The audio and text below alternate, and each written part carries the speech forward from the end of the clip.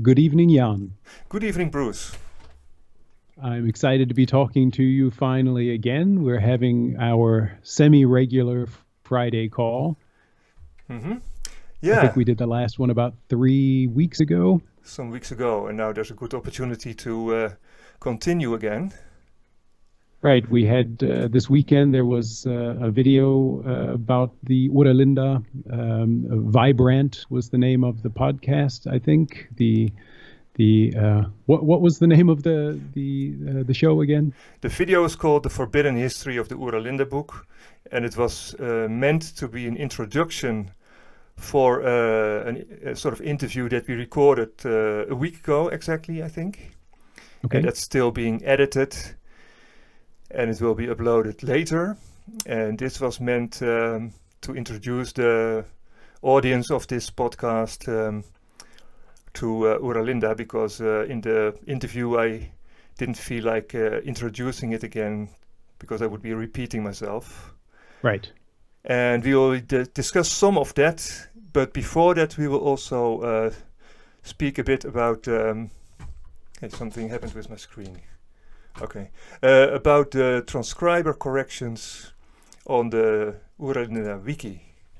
On the wiki, right? The wiki is something you've put together, wiki format where we've got our English translation, the old Sandbach translation, the originals in a facsimile copy, the original in the new Standschrift text and other possibilities, as well as your ongoing Dutch translation, some German translations. It's really just a great resource for anybody who's interested in learning more about the Oera Linda right online. It's wiki.oeralinda.org, correct? Yes, and because our volunteer Pax from Denmark had started to fully review, proofread the transcription and improve it, we also decided to add transcriber corrections.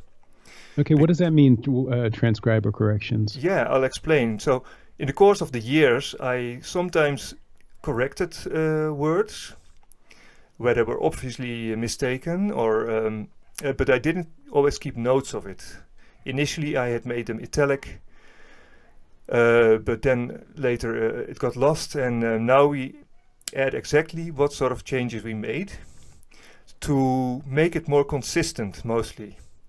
Okay, so down there where you just showed, those are 5 or so corrections that you've made on that page to what the copyist either made a mistake, or the ink got smeared, or... Well, not only. Some of it are copyist corrections, like this Newgon. You can see here that it has been another letter, and then he later made an O, and sometimes that's interesting to know, or when it's not clearly visible. But transcriber corrections, the thing is that there's so much spelling variety within the text, and sometimes within one text as well. And for them that was no problem apparently, but we are used to one consistent spelling. Right. And for people who want to learn this language or want to work with it, it is much easier when we have a more consistent spelling. For example, when a name is always spelled the same, or for example the punctuation, when there's a hyphen dots that function as hyphens. When in one text it's sometimes used and sometimes not, it's also not very nice to read. Mm-hmm. And I actually think that instead of making a new Dutch translation, I think I'll make a sort of rewritten, corrected version of Oera Linda, so that people can more easily learn the original language, with little lessons in between to every time introduce the reader to more words or to more grammar. This has been a lot of fun to prepare this for me. I'm really very motivated to do that, actually much more than to make a new Dutch translation. Yeah, you've been sending me some stuff recently where you kind of explain the grammar to people, and it's kind of an exciting new facet of the work, rather than just getting out there what it says, helping people understand why it says it that way, and yeah, and to add, we will not change all the varieties. Some variety is allowed, and some words are very frequent in both varieties, so we'll keep that. But as good as we can, as rigorously as possible, we will do this, and we will probably talk more about that in future chats. Okay, so it's just making it more consistent for people who are attempting to read it in the original Sanskrit. Yeah, or maybe even who want to write at some point, to try to write in this language. For myself, it's very exciting because no one ever did this before. Great. But I do. Yeah, I mean, it's certainly when I've started to read through the facsimile copy of the original now, rather than reading the transcription, and it's definitely a lot harder to do because there's way fewer spaces between words and stuff. In some pages, it runs on like one big long word, Yeah. And without having had the transcription, I wouldn't been able to parse it as easily. And it's really fun to now go through the original and be able to read it as if it's it's not hard for me anymore, and that's a really neat feeling. And I hope some other people will get to that point too. Yeah, for myself as well. After 14 years, I'm kind of used to reading the old script. But in this process, I'm doing great discoveries still. To having a better look. So let's move on. So that's the news on the wiki front. Really, people should check this out. I'm not sure how much traffic has been going to the wiki, but it's an indispensable tool for anybody who's interested in the Oera Linda. And please check it out. And it will get better. Yeah, and it's just getting better. Yeah. Okay, so we wanted to talk a little bit about this video. It was, I thought it started out nice. It was the host. I think his name is Craig. Chance. Chance. Chance. Really, you can tell that he's that this work means a lot to him. He really put a lot of effort into going through and using the wiki to set up some slides and PowerPoint presentation, and really did just a great job introducing the Oera Linda, and had two guests with whom, or one main guest with whom he kind of debated about some stuff. Yeah, and I've only seen 1 hour, but because then some things changed, and I didn't think it was very interesting anymore. But I took some clips from the first hour to discuss and to give some examples of research or of comments that we can give. So great. So do you want to play a clip and then we talk about it? Yeah, I'll pause it and then I'll provide the comments that I prepared. Yeah, I noticed. I looked through the clips that you sent me, and it's funny. A few of those were ones that I also really had comments that I wanted to make as well. And you sit there and watch a video, and you can't say anything because I wasn't there for the live chat. So we get our chance to respond to it now. Yeah. So the first part is called Juul and Feest, and I'll first play it. I also think that Juul sounds like wheel. Like wheel could be a derivative of that. Yeah, and it's spelled in the text. It's spelled like that. No, it's not.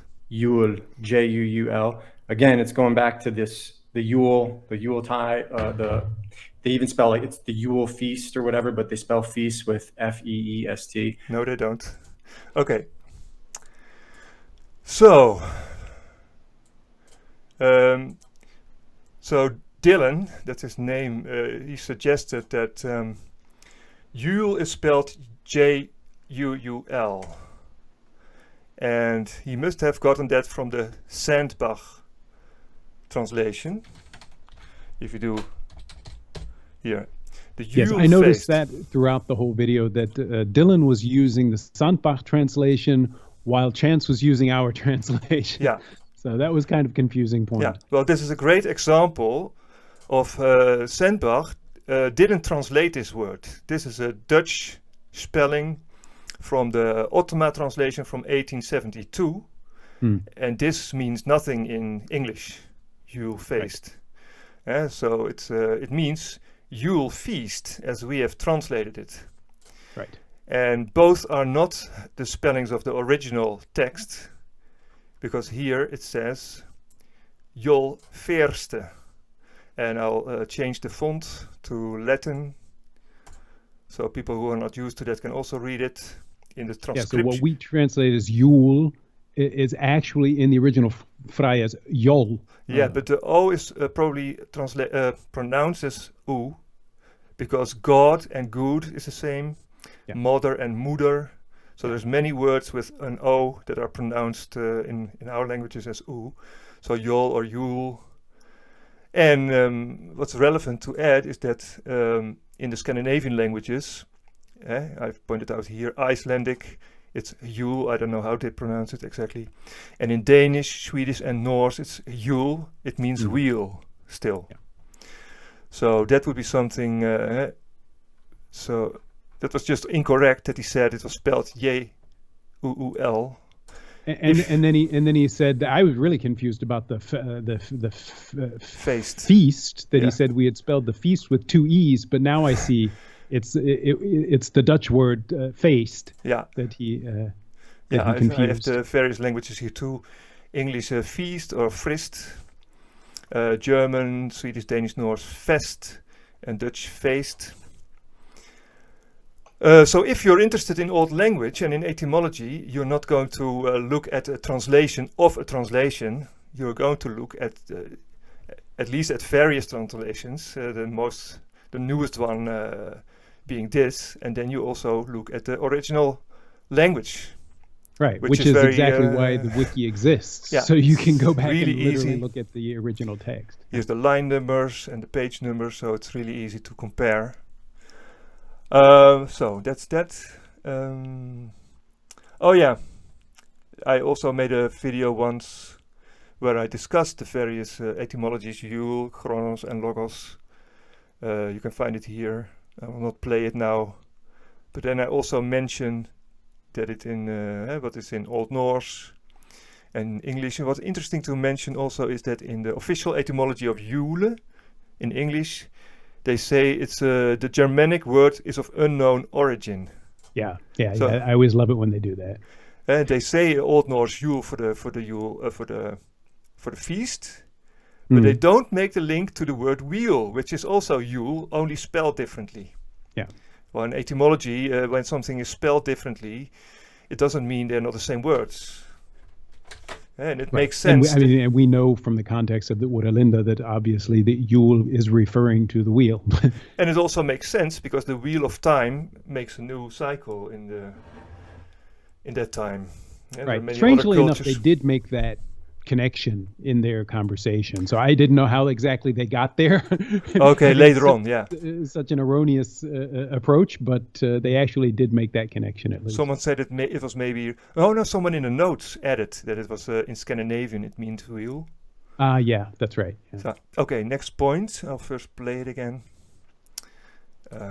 Yeah. The correspondence to world. Well, we know that the R interchanges with L. Little less subtler, or a little more subtler, I should say, is that the W in older languages usually has a letter that signifies like a bunch of different letters based on its use. So it's actually UL or OL, which going back to the priests of Amun, the Amunian radicals, this indeed signifies world, just like Bodhi Yoga said. Well, he makes it much more complex. He does a lot of tricks with turning words upside down or reading it from the backwards. Right, yeah. But world one thing that is relevant is to look what the word is in Dutch. It's wereld, and in Frisian it is Wrald. It's almost didn't change. Wralda, Wrald. Also in the Oera Linda itself, it also means world, not only the most ancient or the primordial. That's right. At least once in the Oera Linda, they say I remember there's the one where they said that the children of the kind of the mixed race children were the most beautiful in Wralda. Yeah. So the most beautiful in the world. There are some examples where that is obvious. And in German, we have Uralte, which is the same word. It means most ancient, primordial. This word obviously isn't used for God anymore. Yeah. But some knowledge of German or Dutch or one of the Scandinavian languages is really helpful to appreciate the language of Oera Linda. And if you only know American English and perhaps Italian, it will not help you. Or Latin, it will not help you very much to see something like that. Also, like on a blog post I pointed out some time ago in 2014, that there are names of gods in other old cultures, Orotalt. People can read this by themselves. I will not read everything aloud. Mm-hmm. Oh, I did not intend to do that. Just want to make it bigger. Orotalt, Ruldayu. I don't know how it's pronounced. Ruldayu, Ruda. Rudra. Yeah, it really could be related to Wralda. Yeah. And even Allah could be related. That's the one that I always immediately see is Allah. Yeah, and in Scandinavian tradition there's Wralda God, the world god for God, or Wralden Olma in the Sami tradition. In the Edda there's a part that starts with Wralda, which is about the beginning, so that it must be some sort of wordplay by them. It also means once there was, when it split. Right, in the beginning, kind of, yeah. Yeah. So those are relevant things about Wralda, and you don't have to add all these complex things that he's good at. From Egyptian and turn the letter into something else, and That's not some things the Freyas would do themselves. They would call that trickery or hiding secrets. Yeah, indeed. That's what the book, that's one of the main things that the book kind of complains about, is that people take these notions and then they mix them up with their own ideas. And well, another thing I forgot to mention, because this clip starts with this image here. This is a corrupted version from the Ottema Sandbach translation, where he changed this and he still called it facsimile, but it is not. On our wiki there has the original version here. I can make it a bit bigger. This is what it looks like in the manuscript. And if you're a researcher and you want to say something about a manuscript and there is the original available, you're not going to use a copy from a 19th century book. Right, and that's obviously been digitally enhanced. Yeah, and these numerals below are not the same as here. You see, here's only... not at all. Yeah. And we will talk more about this later in this video, because it's very relevant, these numerals. So now we can move to the next part. I prepared really shortly today, so let's see. Here we go. They're using things and deities that are indigenous to Italy, and they haven't once in the text mentioned Italy. They don't once in the text mention Phoenicians. They don't once in the text mention Etrurians. Oh, they mention Phoenicians. So this is really strange, I think, because Dylan has written a self-published book about Phoenicians, and if he would have read Oera Linda, then he should have noticed that Phoenicians are mentioned many times. Yeah. as are the Italy or the Italian or the Italians, and you can easily find it if you do a search on the Oera Linda wiki. It usually finds these terms in the Sandbach translation, because we tend to translate these names in the spelling as it is used in the original, except for Phoenicia. But for Italy, they use the term Hein de Krekelanda, the near Greek lands. And it's known from other sources that part of Italy was also referred to as Greater Greece or something. As Greece, yeah. I mean, just the culture itself. It's obvious to anyone who's ever looked into Greek and Roman mythology that it's the exact same culture. It's just a regional differentiation. And he spoke about deities that are indigenous to Italy, and he will probably have thought of Vesta, which is obviously related to Vesta, according to Wiki, the Roman goddess of the hearth and home. Minerva, the Roman goddess of wisdom, justice. Neptune, the Roman god of fresh water and the sea, all according to Wikipedia. And then these are all the chapters. I added Sidon and Tyre, which is also related to Phoenicia, of course. For the Phoenicians. Yeah. So there's many chapters, many mentions of these people. And sometimes they were trading with them, but often they are not spoken of very positively. So they were sort of adversaries. And there's one video also here where I mentioned the trade with the Phoenicians. I can play a little bit. I'm not going to play it all. Everyone can look that up themselves. So if he had really done some homework and did a search on either on our wiki or on the text of Sandbach, on sacred texts, or on the Gutenberg project, he would have easily found the term Phoenicia or Italian or any of these. Yeah, and somehow he based his whole argument against the against accepting the authenticity of Oera Linda on erroneous assumptions, because that was one of his main things. He needed some proof, and they didn't even mention Phoenicians or Italians. Yeah. So how could they have been traveling the world and not know about the Phoenicians or Italians? Well, I mean, half the book is about their dealings with Phoenicians and Greeks, whether the Greeks are in the near or the far Greeks. I'll shortly replay that fragment because it's really strange. They're using things and deities that are indigenous to Italy, and they haven't once in the text mentioned Italy. They don't once in the text mention Phoenicians. They don't once in the text mention Etrurians. Oh, they mention Phoenicians. So here you see that Chance is actually better informed than Mr. Poker player, as he will call himself later. Yeah, it seemed that he was a bit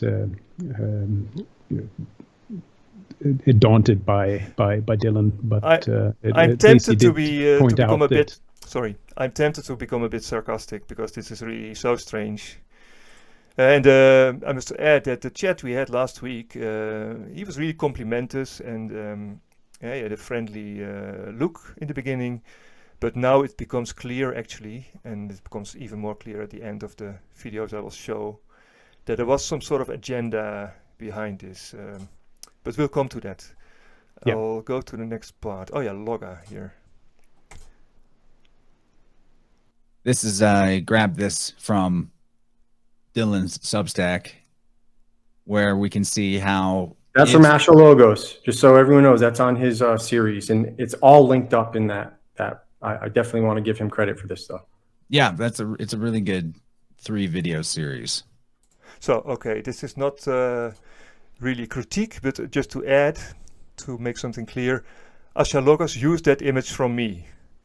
But Asha Logos was not very generous with his references, because he didn't say he had it from me. But already in 2012... I thought it looked like your work, yeah. Yeah. Here in 2012, I already made this blog post that LOGHA is the source both of logos in Greek and of lux in Latin. And I also explain it, and that it means flame, also in Icelandic, Old Norse, not only in Old Frisian. And that light is ljus in the Scandinavian languages. So this word light is also related, probably.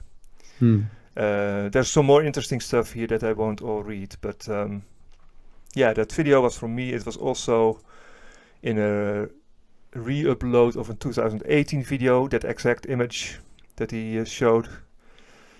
And I also had this video that I showed earlier here. It's in the end as well. LOGHA, you see it. But also related to Lug here, from Irish tradition and Light of the World. So it's quite look from Luknas, right? It's quite a key term, and it's this work that you've done with this video and the word study and that graphic are really kind of some keys to unlocking the this is a word that really bridges lots and lots of cultures and languages. Yeah, and later he makes the point that there are so little artifacts with these Freya's letters on them, or perhaps none at all. I will explain that later. But there are so many artifacts, you might call them as well, in languages. Yeah.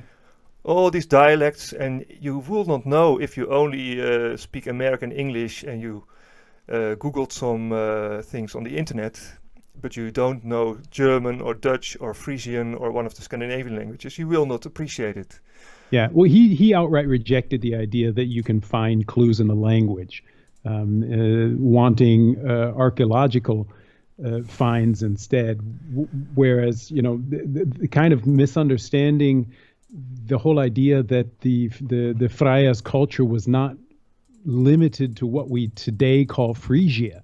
The whole point is that all of the archaeology points to what this book is describing, and he was hung up on the idea of the Etruscans being somehow the key.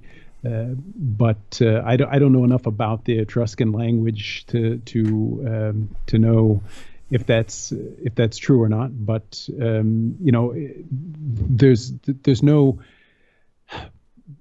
there's nothing to say that these so-called Etruscans weren't just a part of the Freya's culture too. Mm-hmm.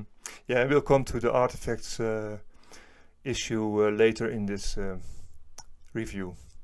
So let's go to the next fragment then. Well, for Britain, the British people of the 17th century could no longer understand the British tongue from like Beowulf, like from like the days of Chaucer in the 14th century. Literally 300 years is like look, it's like us trying to read the cursive of our founding fathers. It's really intense, it's just different.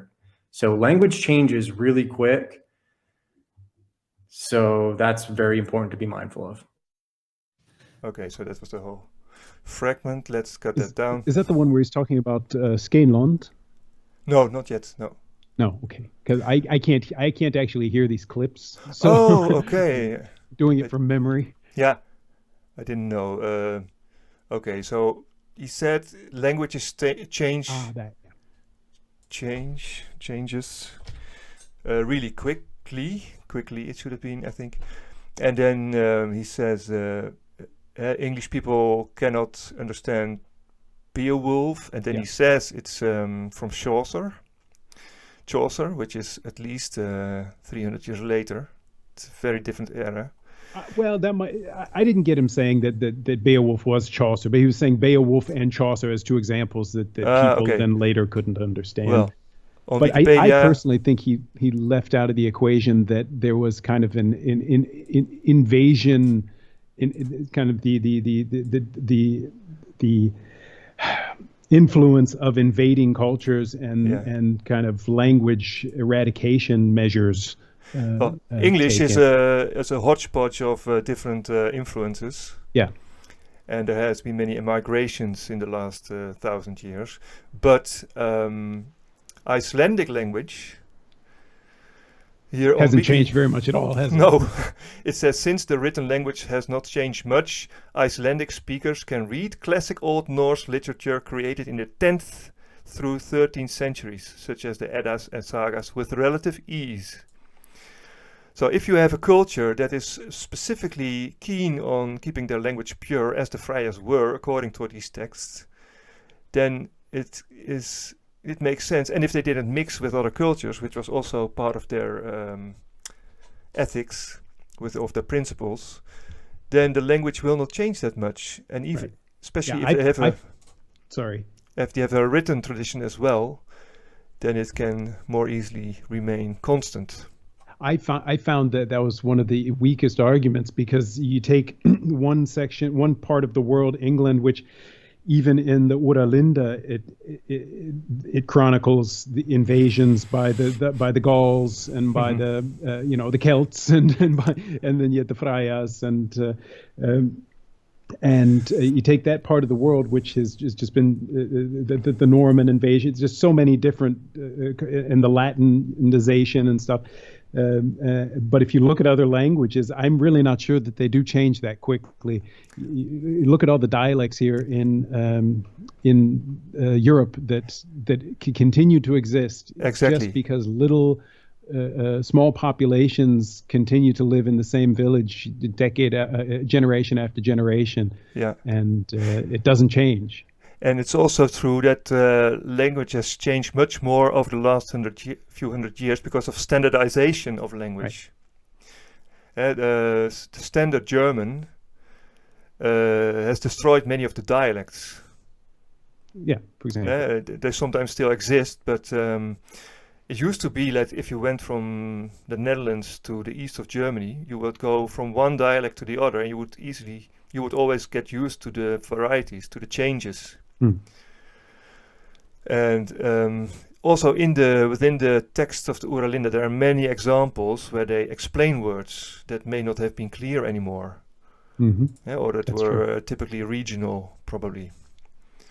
One little note about, he says that the language of the founding fathers is hard to read, which is from the late 18th century. Right, it was just a few years ago. Yeah, it's not that hard at all. It's not hard to read. No, he said the cursive. So to be fair, he said their handwriting would be difficult. Handwriting, yeah. Well, I've done a lot of research in the archives of handwriting, even going back to the 16th century, and you have to get used to it a bit, but it's not that hard. And especially from the 18th century, it's not hard at all. No, it's hard. I would say it's safe to just refute that with the simple statement: no language does not change that quickly. It's not. It's just not. There's no basis in fact for that. Well, some may change faster than others, especially when there's a lot of migration. Right. And now with television and Hollywood, the European languages start to look more. They adapt more American or more English words. With all the migration, the Dutch is also changing a bit. Certainly languages are vulnerable to change, right? So languages are, that's one of the first things that you do when you invade somewhere is you debase the language or you forbid the language. We see that going on in different places around the world even now. So even the Frisian language, right, has been forbidden over time. So exactly, as was Flemish in Belgium. Yeah. The people had to speak French, and they only learned French at school. So, well, this was just one example. Let's move on to the next.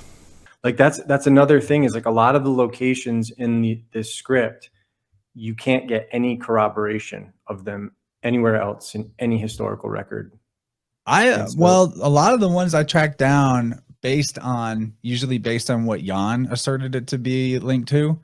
I do have some stuff in here that can point us to real places, and some of the symbolism links or linguistic links are there too. So they're that's not 100% true, is what I'd say. I think some of this can be so when in history was Scandinavia called Schoonland, Schoonland.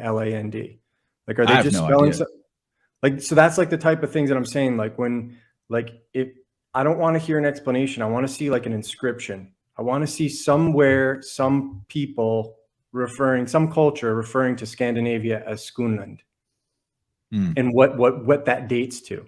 I don't care about Middle Ages, right? I want to see this before the Common Era when this stuff would have been written. You know what I mean? That's where I'm at. That's why I'm like, that's my mentality from this stuff. This is almost hilarious because Yeah. at first, let's start with the beginning. There's so much to say. Schoonland, as he spelled it out, is again Sandbach's quasi-translation of Ottema's translation. The original word is, I don't know if I have it here. I should go back to this text again. Here, this is in Sandbach's translation, Schoonland, and then between brackets he added Scandinavia. And in our translation, it is SKÉNLAND, and we use this EA to imitate the sound of the original letter, which was here. Yeah, there it is, SKÉNLAND or SKÉNLAND. Yeah, and it's so easy to find out that the old word for Scandinavia, or at least for part of Scandinavia, was Scandza, and the first attested written use of the name for a northern European island appears in the work of Roman Pliny the Elder, Naturalis Historia, of circa AD 77, and he will not have invented the term.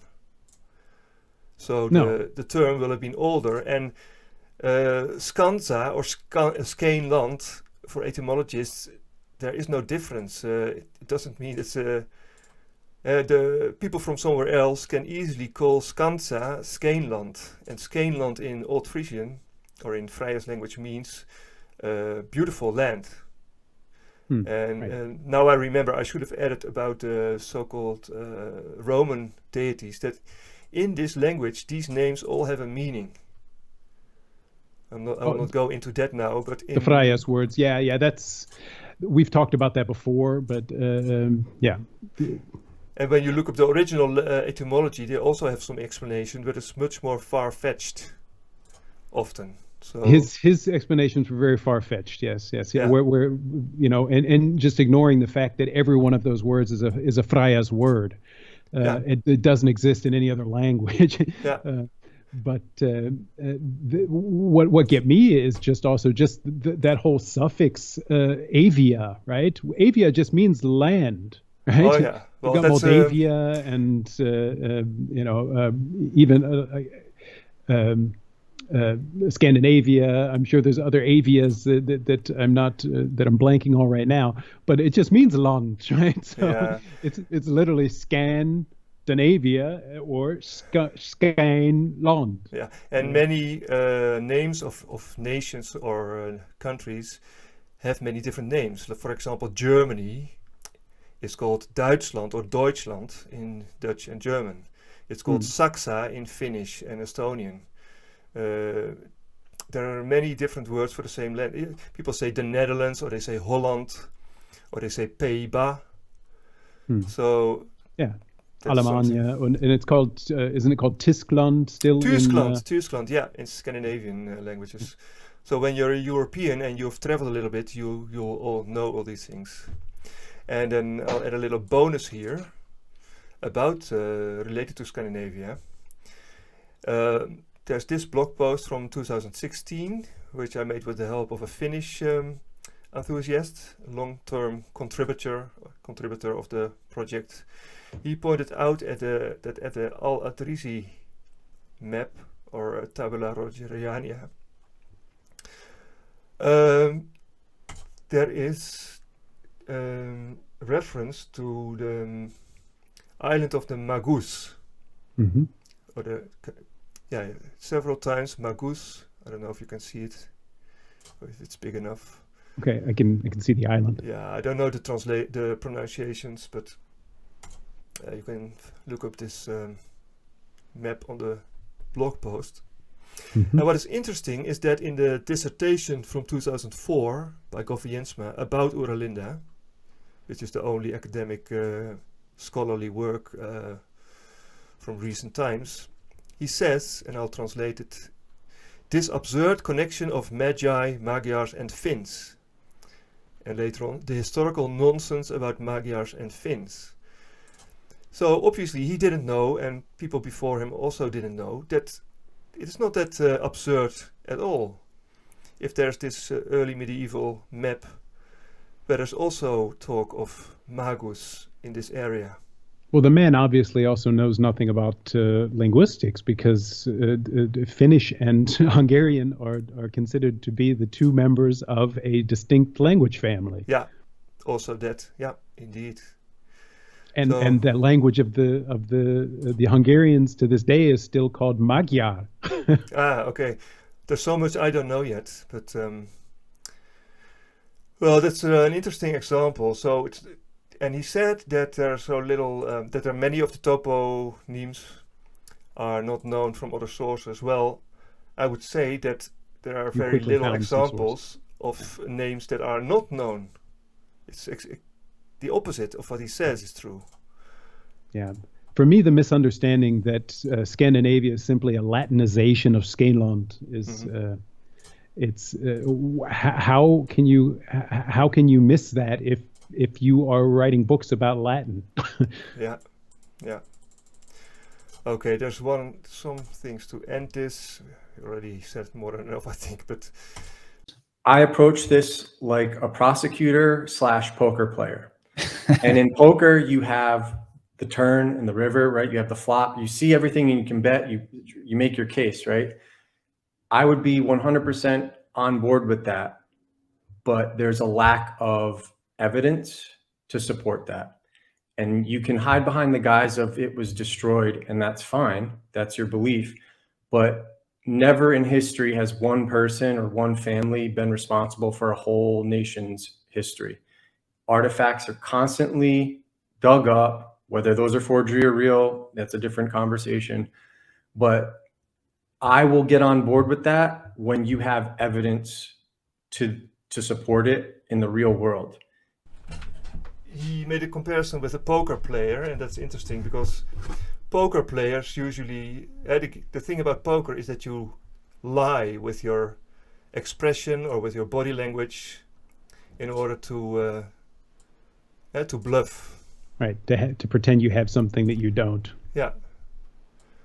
And I think the bluffing is indeed something that is a thing on his side. Indeed, it would be great if there would be more artifacts with the letters on them. I've found individual letters. There's a very interesting example here, the Meroitic Q.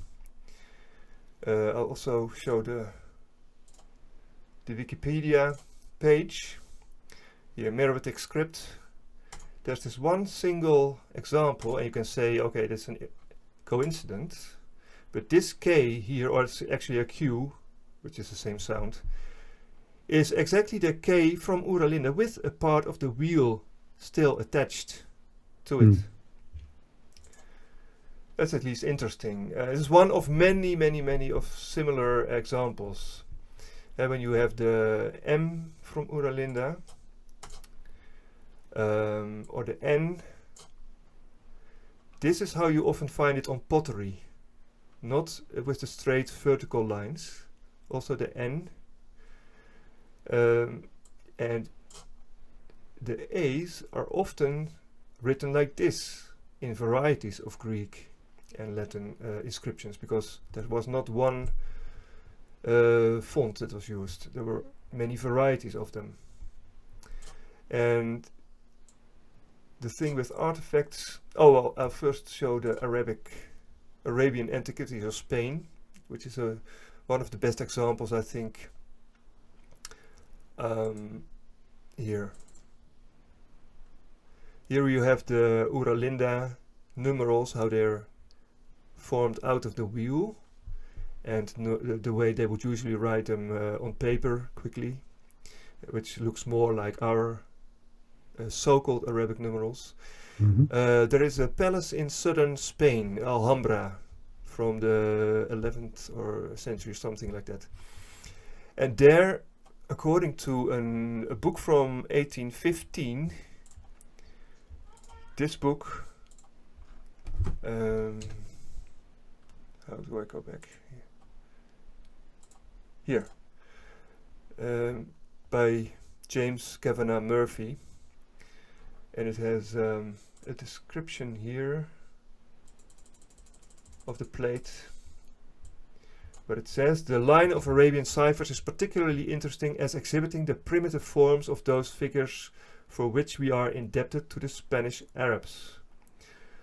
Okay, there are no Arab sources other than this inscription on the wall there of exactly these forms. Yeah. Some of the Arab numerals look like ours. The 2 is a bit on the 45 degrees changed. And the Arabs themselves call these numerals Hindi. Yeah.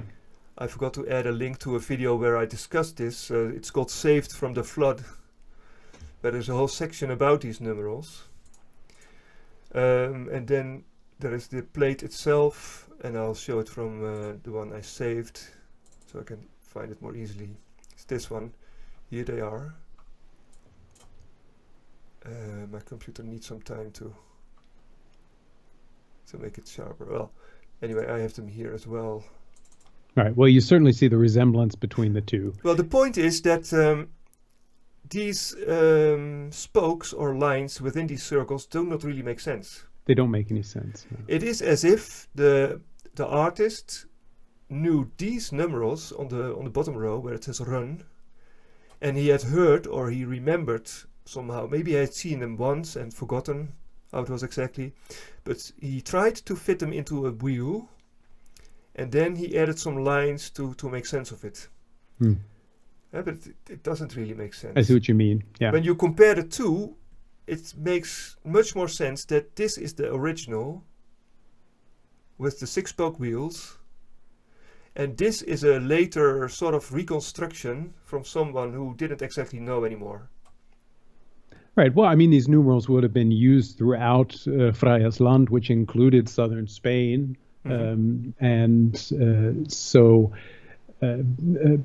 Yeah, perhaps the person who copied them here on the Alhambra plate, didn't know the exact origin of them, but knew that they had to be written sunwise, knew that they had something to do with a circle. I'm sure they were used in markets all around Europe. Yeah, there's also a text from, I also forgot to add that, it's in the video Saved from the Flood, from Apuleius, the Golden Ass, very famous Latin novel, where they speak of numerals or letters in modum rotae, which is Latin. It means in a mode of a wheel, mode, literally. Right.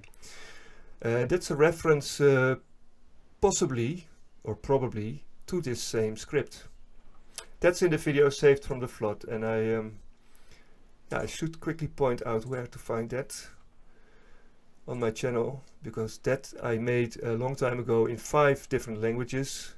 Yeah, I think many people were introduced to the Oera Linda through this video of yours. So there's English, German, Dutch, Frisian, and Norse.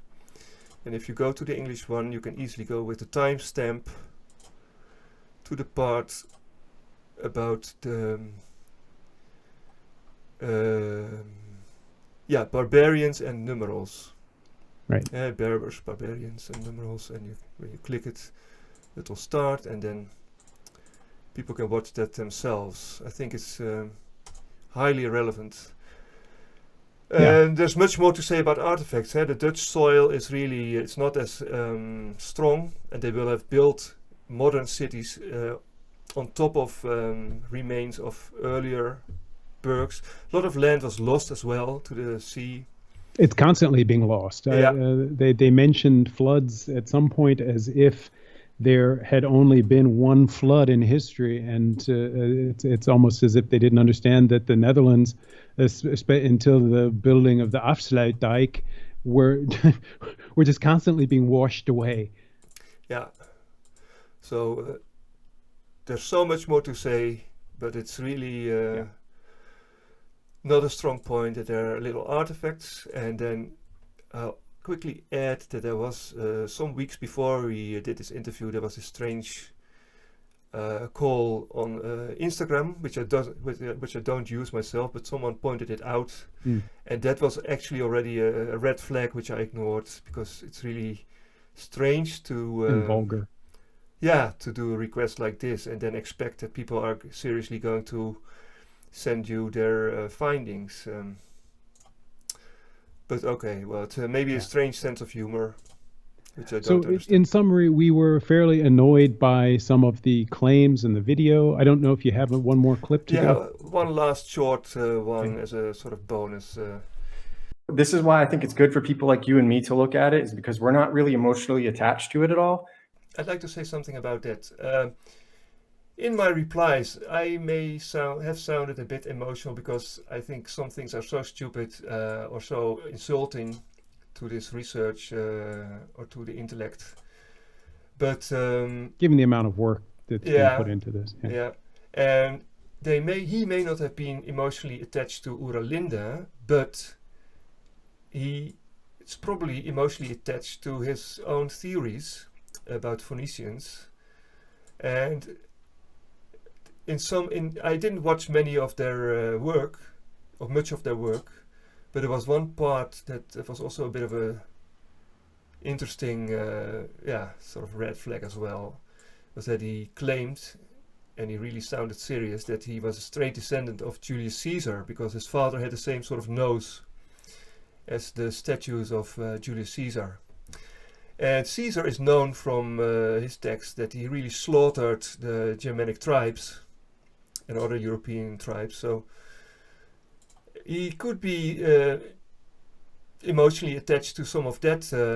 And then Oera Linda is very much in contrast or in conflict with that. So absolutely, the main argument against Oera Linda is that it refutes standard views of the Phoenicians and the Romans and But I think we said enough. These are just some examples for people to show how you can research something, where you can use the Oera Linda wiki website. And make your own opinion and figure it out for yourself. Yeah. So, well, I've got nothing to add, I think. We also finished just 1 hour. Yeah, good. Then I've also been working all day, and I'm ready to start winding down here. But I appreciate it. As to these gentlemen with the show, as I said, I wanted to say it seemed like the intention on the part of the host was good. It ended up becoming just a bit chaotic when there was a third person that joined in, and the conversation kind of got derailed in many ways. And then I'm not quite sure exactly to what conclusion they came, except that they are going to maybe address Oera Linda again at some point in the future, and I hope they do. But next time maybe prepare using some of the resources that we've offered, because not only the wiki, but the blog is just full of linguistic and archaeological research that you've presented, and it's you're showing the PowerPoint that he put together, and it's really excellent work that he did there, and it's a shame that they didn't get to talk about some of the the possibilities that that this 6-spoke wheel that they presented in different cultures may have had a common origin, talk about more of the cultural overlap rather than just saying, oh, it's all Latin and Greek, and these people were just riding coattails, or I really don't know what conclusion they were trying to come to. But and really, once more, I like to add, it's not that he didn't believe in authenticity.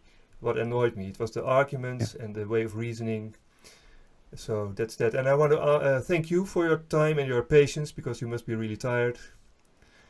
And, I am, but this was fun. I'm glad I get to talk to you again, Jan.